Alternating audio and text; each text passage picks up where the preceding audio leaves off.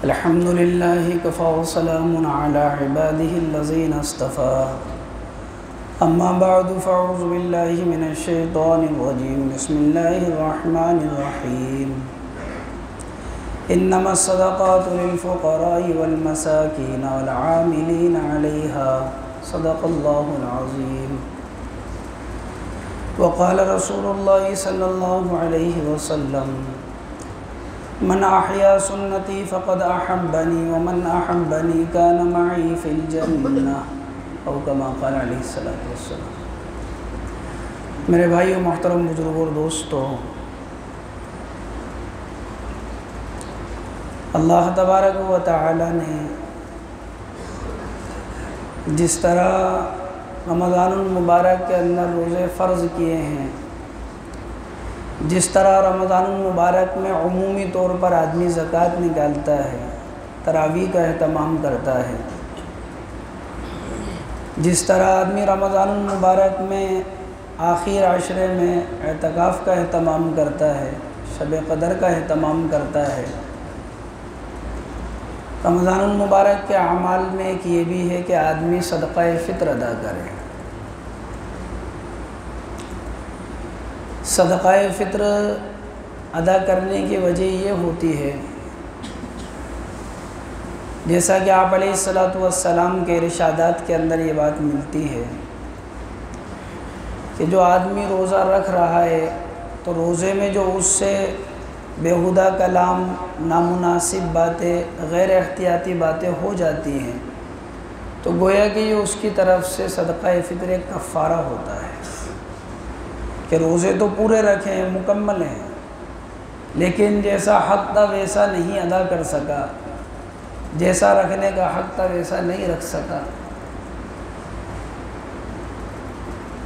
تو ایسی صورت کے اندر آدمی کے لیے صدقہ فطر ادا کرنے کا حکم ہوتا ہے تاکہ اس کے ذریعے سے وہ لغو باتیں اور بیہودہ باتیں جو اس سے ہو گئی ہیں اس کی تلافی ہو جائے۔ صدقہ فطر آدمی کون ادا کرتا ہے؟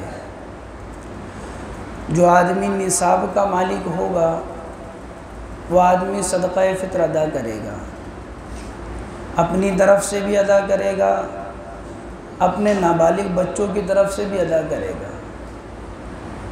زکوٰۃ میں اور صدقہ فطر میں فرق یہ ہے کہ زکوٰۃ میں نصاب کا مالک بھی ہوتا ہے، اسی طرح نصاب کے مالک ہونے کے ساتھ ساتھ یہ بات بھی ہے زکوٰۃ کے اندر کہ مال کے اوپر سال کا گزرنا بھی ضروری ہوتا ہے،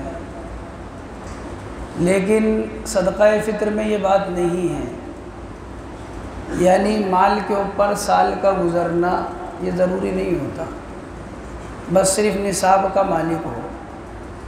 جو آدمی نصاب کا مالک ہوتا ہے وہ صدقہ فطر ادا کرے گا۔ ایک وجہ تو یہ بیان کری کہ آدمی سے روزے میں جو لغو اور بیہودہ بات ہو گئی، غیر احتیاطی کام ہوگا، اس لیے ادا کیا جاتا ہے، اور دوسری وجہ یہ بیان کری ہے حدیث کے اندر کہ یہ غریبوں اور مسکینوں کے لیے گویا کہ کھانے کا انتظام ہے، اس لیے صدقہ فطر ادا کیا جاتا ہے۔ صحابہ کرام رضوان اللہ تعالیٰ علیہم اجمعین جس طرح اپنی ذات کا خیال رکھتے، اسی طرح امت مسلمہ کے لیے ہمدردی اور امت مسلمہ کے لیے غمخواری ان کے سینوں کے اندر موجود تھی، اسی لیے صحابہ کے مزاج میں سخاوت تھی، اللہ کے راستے کے اندر اللہ کے بندوں کے اوپر خرچ کیا کرتے تھے، اور خرچ اس طرح کیا کرتے تھے کہ باوجود اس کے کہ خود کو ضرورت ہوتی لیکن اپنے آپ پر دوسروں کو ترجیح دیا کرتے تھے۔ ایک عورت نے حضور اکرم صلی اللہ علیہ وسلم کے لیے ایک چادر بنی اور آپ کو ہدیہ پیش کی، فرمایا کہ اللہ کے نبی، یہ چادر میں نے اپنے ہاتھ سے بنی ہے، میں چاہتی ہوں کہ آپ اس کو پہن لیں، کیونکہ پہلے تو چادر ہی پہنتے تھے، اسی کا اظہار ہوتا تھا اور اسی کو ڈال لیا کرتے تھے۔ حضور اکرم صلی اللہ علیہ وسلم گھر میں تشریف لے کر گئے اور آپ علیہ السلام اس چادر کو اوڑھ کر آئے باہر۔ ایک صحابی حضرت عبد الرحمن بن عوف رضی اللہ عنہ، جو کہ جلیل القدر صحابی ہیں اور انتہائی مالدار صحابہ میں سے ہیں، انہوں نے جب اس چادر کو دیکھا تو اللہ کے نبی علیہ السلام سے کہنے لگے کہ حضور یہ چادر تو بڑی اچھی ہے، میرا دل یہ چاہتا ہے کہ آپ یہ چادر مجھے دے دیں۔ حضور اکرم صلی اللہ علیہ وسلم پھر گھر میں تشریف لے کر گئے، آپ نے وہ چادر اتاری، دوسری پہنی، وہ چادر لا کر ان کو دے دی۔ صحابہ نے کہا عبد الرحمن، حضور کو یہ چادر پسند تھی، تم نے کیوں مانگی آپ علیہ السلام سے؟ عبد الرحمن ابن عوف رضی اللہ عنہ کہنے لگے کہ میں نے یہ چادر اس لیے مانگی ہے تاکہ اس کے اندر مجھے کفن دیا جائے، یہ چادر اس لیے مانگی ہے تاکہ مجھے اس میں کفن، اور ایسا ہی ہوا۔ جب حضرت عبد الرحمن بن عوف رضی اللہ عنہ کا انتقال ہوا تو اس چادر ہی کے اندر آپ کو کفن دیا گیا۔ صحابہ میں سخاوت تھی، آپ علیہ السلام سے انہوں نے اس چیز کو سیکھا تھا۔ حضرت ابوبکر صدیق رضی اللہ عنہ بیٹھے تھے، حضرت جابر رضی اللہ عنہ آئے اور آ کر کہنے لگے کہ ابوبکر مجھے کچھ ضرورت ہے، آپ کچھ میرا تعاون فرما دیں۔ تو حضرت ابوبکر صدیق رضی اللہ عنہ نے منع کر دیا، چلے گئے۔ دوسری مرتبہ ہے، پھر کہا کہ ابوبکر مجھے ضرورت ہے، کچھ تعاون فرما دیں۔ حضرت ابوبکر صدیق رضی اللہ عنہ نے پھر منع کر دیا، 3 مرتبہ ایسا ہی ہوا۔ تو حضرت جابر رضی اللہ عنہ کہنے لگے ابوبکر کیا میں یہ سمجھوں کہ آپ بخل سے کام لے رہے ہیں؟ تو حضرت ابوبکر صدیق رضی اللہ عنہ کہنے لگے کہ بخل سے بڑی کیا بیماری ہوگی، بخل تو یہ تو کنجوسی، بخیل ہونا یہ تو بیماری ہے۔ بات اصل یہ ہے کہ جب تم پہلی مرتبہ میرے پاس آئے تھے تو میں نے تمہیں 1000 درہم دینے کا ارادہ کیا تھا، پھر جب تم دوبارہ میرے پاس آئے تو میں نے اس کو بڑھا کر 2000 درہم کر دیے، اور جب تم تیسری مرتبہ آئے تو میں نے 3000 اس کو کر دیا، اور یہ لو یہ 3000 درہم اور اپنی ضرورت کے اندر کام میں لے لو۔ یہ صحابہ کا مزاج تھا کہ صحابہ کرام اللہ کے وعدوں پر یقین کرتے ہوئے خرچ کیا کرتے تھے، تو اس لیے کم نہیں دیتے تھے بلکہ زیادہ دیا کرتے تھے۔ جو جتنا بڑا تھا اللہ کے یہاں، جس کا جتنا بڑا مقام تھا، وہ اتنا ہی زیادہ خرچ کیا کرتا تھا۔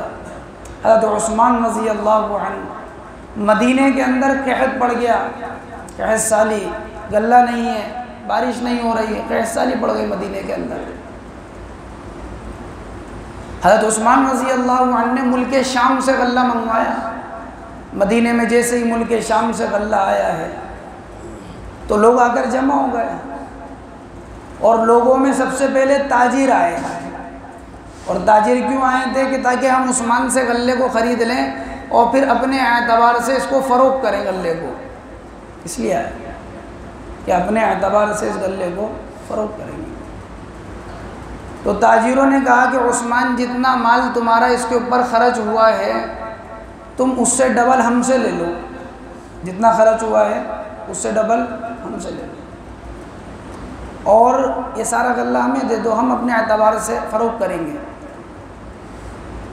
حضرت عثمان رضی اللہ عنہ نے کہا کہ مجھے تو اس سے بھی زیادہ دینے والا ہے۔ لوگوں نے کہا کہ 3 گنا لے لو۔ حضرت عثمان رضی اللہ عنہ نے کہا کہ دیکھو اگر تم اس سے زیادہ دے سکتے ہو تو بات کرو، ورنہ مجھے تو اس سے بھی زیادہ دینے والا ہے۔ لوگوں نے کہا کہ عثمان تم 4 گنا لے لو، 1 کے 4 لے لو۔ کہا کہ اس سے بھی زیادہ دینے والا ہے۔ یوں کہا کہ 1 کے 5 لے لو۔ کہا کہ مجھے تو اس سے بھی زیادہ دینے والا ہے۔ لوگوں نے کہا عثمان سارے تاجر تو یہاں پر موجود ہیں آپ کے سامنے، آخر ہم دیکھنا چاہتے ہیں کہ وہ کون سا تاجر ہے کہ جو آپ کو 1 روپے کے 5 روپے دینا چاہتا ہے، ہم دیکھنا چاہتے ہیں۔ حضرت عثمان رضی اللہ عنہ فرمانے لگے کہ مجھے اللہ اس سے بھی زیادہ دینے والا ہے، جس نے وعدہ کیا ہے کہ 1 کے 10 دوں گا کم سے کم، اور فرمایا کہ تم لوگ گواہ رہنا، یہ سارا کا سارا غلہ میں نے مدینے والوں کے اوپر ویسے ہی تقسیم کرنا ہے، اور مدینے والوں کے لیے سارا کا سارا غلہ حضرت عثمان رضی اللہ عنہ نے تقسیم کر دیا۔ حضرت ابن عباس رضی اللہ عنہما صحابی رسول ہیں، بصرہ کے گورنر تھے، آپ بیٹھے ہیں، چند لوگ آپ کے پاس آئے، یوں کہا کہ ہمارے محلے میں ایک آدمی رہتا ہے جو رات کو نماز پڑھتا ہے اور دن میں روزہ رکھتا ہے۔ ہمارے محلے میں ایک آدمی ہے جو رات کو نماز پڑھتا ہے اور دن میں روزہ رکھتا ہے، اس کی بیٹی کا نکاح ہے تو اس کے لیے کوئی انتظام کر دیتے ہیں۔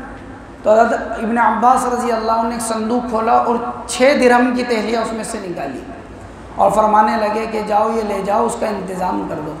پھر خود ہی کھڑے ہوئے اور کھڑے ہو کر کہنے لگے کہ ہم کیوں کسی نیک انسان کو مشقت میں ڈالیں، وہ اپنی عبادتوں میں لگا ہوا ہے، چلو ہم سب مل کر ہی اس کا انتظام کر دیں۔ یہ صحابہ کا مزاج تھا کہ اللہ کے راستے میں خرچ کرتے تھے، تھوڑا نہیں زیادہ خرچ کیا کرتے تھے۔ اسی لیے صدقہ فطر کی مقدار جو ہے 2.25 کلو گیہوں کے اعتبار سے تو 60 روپے بنتی ہے، تو معمولی سی رقم ہے، ہر آدمی ادا کر سکتا ہے۔ لیکن اگر اللہ نے وسعت دی ہے، اللہ نے استطاعت دی ہے، آدمی سب جانتا ہے میری وسعت کیسی ہے، آدمی اپنے کپڑوں پر، اپنی گاڑیوں پر، اپنے مکانوں کے اوپر، اپنی دکانوں پر، اپنی اولاد پر، اپنے شادی بیاہوں کے اندر، حتیٰ کہ اپنی موت میت کے اوپر لوگ کتنا خرچ کرتے ہیں۔ تو صدقہ فطر کی جو یہ مقدار ہے تو سب سے کم ہے، 60 روپے 2.25 کلو کے ان کے اعتبار، ورنہ اگر استطاعت ہے تو 115 روپے ادا کرے ایک آدمی کی طرف سے، یہ جو کے اعتبار سے۔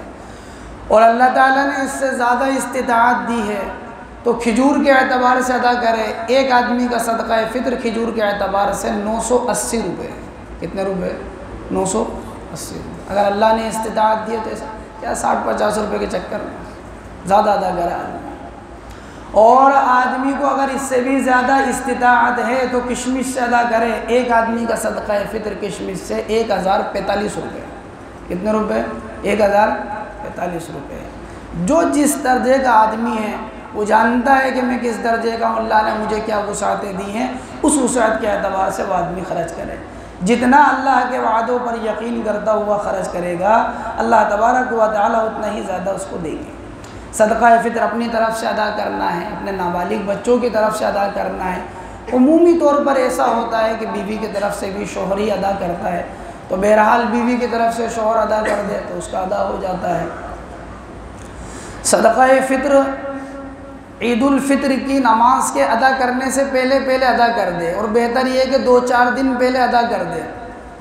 حضرت ابن عمر رضی اللہ عنہ کا یہی معمول تھا کہ 2-3 دن پہلے ادا کر دیا کرتے تھے، اور وجہ اس کی کیا تھی ادا کرنے کی 2-3 دن پہلے؟ اس کی وجہ یہ تھی کہ اس لیے ادا کر دیتے تھے 2-3 دن پہلے کہ تاکہ غریبوں کے کام آ جائے۔ آپ عید کے دن نماز پڑھنے کے لیے جا رہے ہیں اور جیب میں آپ نے کھلے پیسے رکھ رکھے ہیں، 2-2 روپے سب کو تقسیم کرتے ہوئے جا رہے ہیں، آپ بتائیں کہ کس کی ذات کو اس سے فائدہ ہو؟ جن لوگوں کو آپ دے رہے ہیں وہ تو پیشہ ور لوگ ہیں، ان کا تو کام مانگنا ہے۔ اب ایسے لوگوں کو ادا کریں صدقہ فطر جو ضرورت مند ہیں، جو لوگوں کے سامنے اپنے ہاتھوں کو نہیں پھیلاتے، لیکن ہم ان کے احوال کو جانتے ہیں۔ جب ہم ان کے احوال کی اپنے اعتبار سے تحقیق کر لیں اور ہم جانتے ہیں ان کی حالت یہ ہے، تو پھر ہمیں چاہیے کہ پھر ہم ان کو صدقہ فطر ادا کریں۔ جب ہماری تحقیق میں یہ بات معلوم ہو جائے مستحق ہے، جس کو زکوٰۃ دے سکتے ہیں اس کو صدقہ فطر بھی ادا کر سکتے ہیں۔ اللہ تعالیٰ مجھے اور آپ کو عمل کی توفیق نصیب۔